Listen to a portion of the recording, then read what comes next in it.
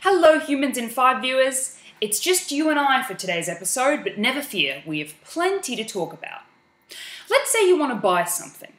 There are a few factors that you might consider when deciding to buy a product. The price of the product, whether it is available to purchase online or in person, the quality of the product, and of course, how that product compares to other similar products. For example, you might consider the price compared to the function of an Apple product versus a Microsoft product. Considering these factors makes a lot of sense from a financial perspective, but do we only ever make our buying choices based on the financial perspective? Anthropologists and other social scientists have been studying people's buying choices for some time. Social scientists refer to the study of buying choices as the study of consumption. Consumption is the specific use that people make of objects that are associated with them. The term specific use refers to the significant social meaning that objects have. For example, the clothes that a person decides to wear can define a person's gender, socioeconomic status, or ethnic identity.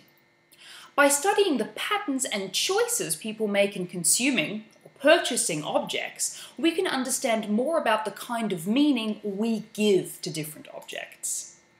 Now, you might wonder, is consumption a new thing, or have we always attributed meaning to the objects we surround ourselves with?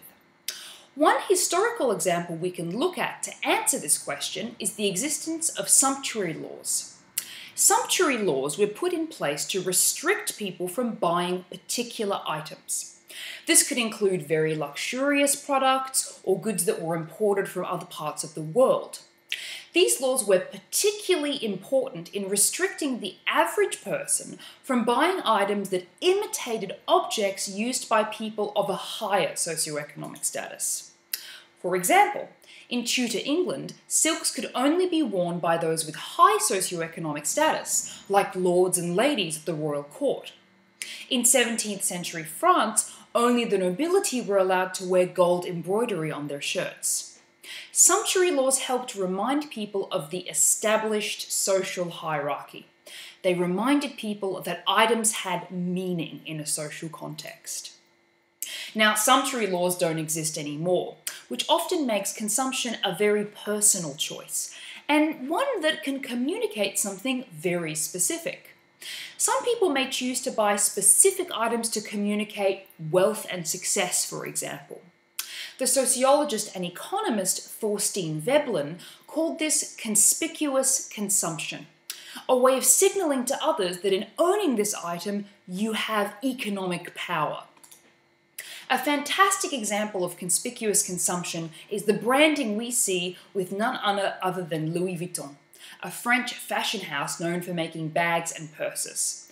Their distinctive logo appears on every one of their items, and the logo is all over that item.